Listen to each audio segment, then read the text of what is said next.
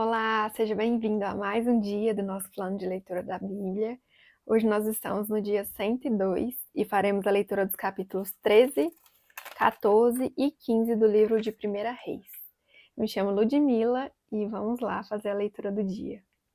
Capítulo 13. O homem de Deus que veio de Judá. Por ordem do Senhor, um homem de Deus foi de Judá a Betel quando Jeroboão estava em pé junto ao altar para queimar incenso. Ele clamou contra o altar segundo a ordem do Senhor. Ó altar, diz o Senhor, um filho nascerá na família de Davi e se chamará Josias. Sobre você ele sacrificará os sacerdotes dos altares idólatras que agora queimam incenso aqui, e os ossos humanos serão queimados sobre você. Naquele mesmo dia o homem de Deus deu um sinal. Este é o sinal que o Senhor declarou. O altar se fenderá e as cinzas que estão sobre ele se derramarão. Quando o rei Jeroboão ouviu que o homem de Deus proclamava contra o altar de Betel, apontou para ele e ordenou: prendam-no. Mas o braço que ele tinha estendido ficou paralisado e não voltava ao normal. Além disso, o altar se fendeu e as suas cinzas se derramaram, conforme o sinal dado pelo homem de Deus por ordem do Senhor. Então o rei disse ao homem de Deus: interceda ao Senhor, o seu Deus, e ore por mim para que meu braço se recupere. O homem de Deus intercedeu ao Senhor e o braço do rei recuperou-se e voltou ao normal. O rei disse ao homem de Deus: venha à minha casa e coma algo, e eu o recompensarei. Mas o homem de Deus respondeu ao rei: mesmo que me desse a metade dos seus bens, eu não iria com você, nem comeria ou beberia nada neste lugar, pois recebi essas ordens pela palavra do Senhor. Não coma pão, nem beba água, nem volte pelo mesmo caminho por onde foi. Por isso, quando ele voltou, não foi pelo caminho por onde tinha vindo a Betel. Ora, havia um certo profeta, já idoso, que morava em Betel. Seus filhos lhe contaram tudo o que o homem de Deus havia feito naquele dia e também o que ele dissera ao rei. O pai lhes perguntou: por qual caminho ele foi? E os seus filhos lhe mostraram por onde tinha ido o homem de Deus que viera de Judá. Então disse aos filhos: selem o jumento para mim. E depois de selarem o jumento, ele montou e cavalgou à procura dos homens de Deus, até que encontrou-o sentado embaixo da grande árvore, e lhe perguntou: você é o homem de Deus que veio de Judá? Sou, respondeu. Então o profeta lhe disse: venha à minha casa comer alguma coisa. O homem de Deus disse: não posso ir com você, nem posso comer pão ou beber água neste lugar. A palavra do Senhor deu-me esta ordem: não coma pão nem beba água lá, nem volte pelo mesmo caminho por onde você foi. O profeta idoso respondeu: eu também sou profeta como você. E um anjo me disse por ordem do Senhor: faça-o voltar com você para sua casa para que coma pão e beba água. Mas ele estava mentindo. E o homem de Deus voltou com ele e foi comer e beber em sua casa. Enquanto ainda estavam sentados à mesa, a palavra do Senhor veio ao profeta idoso que o havia feito voltar. E ele bradou ao homem de Deus que tinha vindo de Judá: assim diz o Senhor: você desafiou a palavra do Senhor e não obedeceu à ordem que o Senhor, o seu Deus, deu a você. Você voltou e comeu pão e bebeu água no lugar onde ele falou que não comesse nem bebesse. Por isso seu corpo não será sepultado no túmulo dos seus antepassados. Quando o homem de Deus acabou de comer e beber, o profeta idoso selou seu jumento para ele. No caminho, um leão o atacou e o matou, e o seu corpo ficou estendido no chão, ao lado do leão e do jumento. Algumas pessoas que passaram viram o cadáver estendido ali, com o leão ao lado, e foram dar a notícia na cidade onde o profeta idoso vivia. Quando este soube disso, exclamou: é o homem de Deus que desafiou a palavra do Senhor. O Senhor entregou ao leão, que o feriu e o matou, conforme a palavra do Senhor tinha advertido. O profeta disse aos seus filhos: selem o jumento para mim, e eles o fizeram. Ele foi e encontrou o cadáver caído no caminho, com o jumento e o leão ao seu lado. O leão não tinha comido o corpo nem ferido o jumento. O profeta apanhou o corpo do homem de Deus, colocou-o sobre o jumento e o levou de volta para Betel, a fim de chorar por ele e sepultá-lo. Ele o pôs no seu próprio túmulo e se lamentaram por ele, cada um exclamando: ah, meu irmão. Depois de sepultá-lo, disse aos seus filhos: quando eu morrer, enterre-me no túmulo onde está sepultando o homem de Deus. Ponha os meus ossos ao lado dos ossos dele, pois a mensagem que declarou por ordem do Senhor contra o altar de Betel e contra todos os altares idólatras das cidades de Samaria certamente se cumprirá. Mesmo depois disso, Jeroboão não mudou o seu mau procedimento, mas continuou a nomear entre o povo sacerdotes para os altares idólatras. Ele consagrava para esses altares todo aquele que quisesse tornar-se sacerdote. Esse foi o pecado da família de Jeroboão, que levou à sua queda e à sua eliminação da face da terra. Capítulo 14. A profecia de Aias contra Jeroboão. Naquela época, Abiás, filho de Jeroboão, ficou doente e este disse à sua mulher: Use um disfarce para não ser reconhecida como mulher de Jeroboão e vá a Siló, onde vive o profeta Aias, aquele que me disse que eu seria rei sobre este povo. Leve para ele 10 pães, alguns bolos e uma garrafa de mel. Ele dirá a você o que vai acontecer com o menino. A mulher de Jeroboão atendeu ao seu pedido e foi à casa de Aias, em Siló. Ora, Aias já não conseguia enxergar. Tinha ficado cego por causa da idade. Mas o Senhor lhe tinha dito: a mulher de Jeroboão está vindo para perguntar a você acerca do filho dela, pois ele está doente e você deve responder-lhe assim e assim. Quando ela chegar, vai fingir que é outra pessoa. Quando Aias ouviu o som dos passos junto da porta, disse: Entre, mulher de Jeroboão. Por que este fingimento? Fui encarregado de dar más notícias a você. Vá dizer a Jeroboão que é isto que o Senhor, o Deus de Israel, diz. Tirei-o dentre o povo e o tornei líder sobre Israel, meu povo. Tirei o reino da família de Davi e o dei a você. Mas você não tem sido como meu servo Davi, que obedecia aos meus mandamentos e me seguia de todo o coração, fazendo apenas o que eu aprovo. Você tem feito mais mal do que todos os que viveram antes de você, pois fez para você outros deuses, ídolos de metal. Você provocou a minha ira e voltou as costas para mim. Por isso trarei desgraça à família de Jeroboão. Matarei de Jeroboão até o último indivíduo do sexo masculino em Israel, seja escravo, seja livre. Queimarei a família de Jeroboão até o fim, como quem queima esterco. Dos que pertencem a Jeroboão, os cães comerão os que morrerem na cidade, e as aves do céu se alimentarão dos que morrerem no campo. O Senhor falou. Quanto a você, volte para casa. Quando você puser os pés na cidade, um menino morrerá. Todo Israel chorará por ele e o sepultará.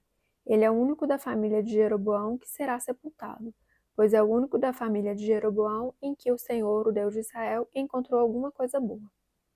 O Senhor levantará para si um rei sobre Israel que eliminará a família de Jeroboão. O dia virá. Quando? Agora mesmo. E o Senhor ferirá Israel de maneira que ficará como um junco balançando na água. Ele desarraigará Israel dessa boa terra que deu aos seus antepassados e os espalhará para além do Eufrates, pois provocaram a ira do Senhor com os postes sagrados que fizeram. E ele abandonará Israel por causa dos pecados que Jeroboão cometeu e tem feito Israel cometer. Então a mulher de Jeroboão levantou-se e voltou para Tirsa. Assim que entrou em casa, o menino morreu. Eles o sepultaram e todo Israel chorou por ele, conforme o Senhor predizera por meio do seu servo, o profeta Aias. Os demais acontecimentos do reinado de Jeroboão, suas guerras e como governou, estão escritos nos registros históricos dos reis de Israel. Ele reinou durante 22 anos e então descansou com seus antepassados, e o seu filho Nadab foi o seu sucessor. O reinado de Roboão, rei de Judá. Roboão, filho de Salomão, foi rei de Judá. Tinha 41 anos de idade quando começou a reinar e reinou 17 anos em Jerusalém, cidade que o Senhor havia escolhido dentre todas as tribos de Israel para nela pôr o seu nome. Sua mãe, uma amonita, chamava-se Naamá. Judá fez o que o Senhor reprova. Pelos pecados que cometeram, eles despertaram a sua ira zelosa mais do que os seus antepassados o tinham feito.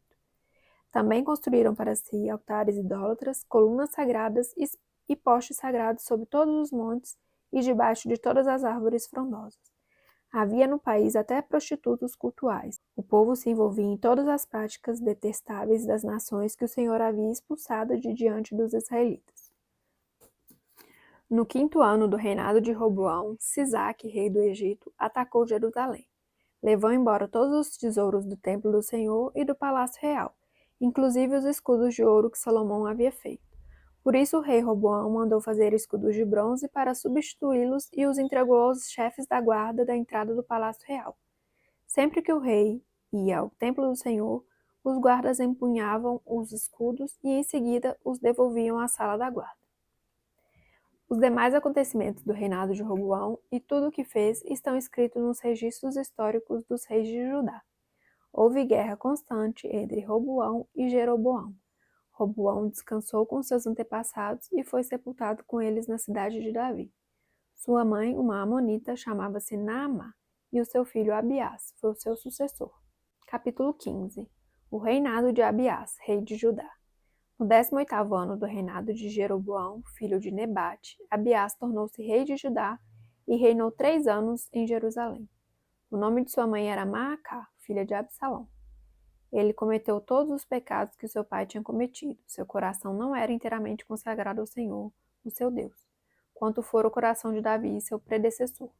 No entanto, por amor de Davi, o Senhor, o seu Deus, concedeu-lhe uma lâmpada em Jerusalém, dando-lhe um filho como sucessor e fortalecendo Jerusalém. Pois Davi fizera o que o Senhor aprova e não deixara de lhe obedecer a nenhum dos mandamentos do Senhor durante todos os dias de sua vida, exceto no caso de Urias, o hitita. E houve guerra entre Roboão e Jeroboão durante toda a vida de Abiás. Os demais acontecimentos do reinado de Abiás e todas as suas realizações estão escritos nos registros históricos dos reis de Judá. Também houve guerra entre Abiás e Jeroboão, e Abiás descansou com seus antepassados e foi sepultado na cidade de Davi, e o seu filho Asá foi o seu sucessor. O reinado de Asá, rei de Judá. No 20º ano do reinado de Jeroboão, rei de Israel, Asá tornou-se rei de Judá, e reinou 41 anos em Jerusalém. O nome da sua avó era Maacá, filha de Absalão. Asá fez o que o Senhor aprova, tal como Davi, seu predecessor. Expulsou do país os prostitutos cultuais e se desfez de todos os ídolos que seu pai havia feito. Chegou até depor sua avó Maacá da posição de rainha-mãe, pois ela havia feito um poste sagrado repugnante. Asá derrubou o poste e o queimou no vale do Cedron. Embora os altares idólatras não tenham sido eliminados, o coração de Asá foi totalmente dedicado ao Senhor durante toda a sua vida. Ele trouxe para o templo do Senhor a prata, o ouro e os utensílios que ele e seu pai haviam consagrado. Houve guerra entre Asá e Baasá, rei de Israel, durante todo o reinado deles. Baasá, rei de Israel, invadiu Judá e fortificou Ramá, para que ninguém pudesse entrar nem sair do território de Asá, rei de Judá. Então Asá juntou a prata e o ouro que havia sobrado no tesouro do templo do Senhor e do seu próprio palácio. Confiou tudo isso a alguns dos seus oficiais e os enviou a Ben-Hadad, filho de Tabrion, e neto de Rezion, rei da Síria, que governava em Damasco, com uma mensagem que dizia: façamos um tratado como fizeram meu pai e o teu.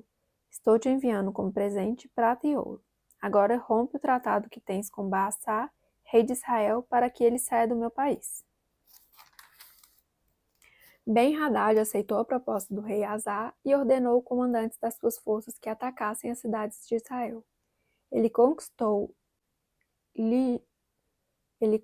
Ijon, Dan, Abel Bet-Macá e todo o Quinerete, além de Naphtali. Quando Baasá soube disso, abandonou a construção dos muros de Ramá e foi para Tirza. Então o rei Asá reuniu todos os homens de Judá, ninguém foi isentado, e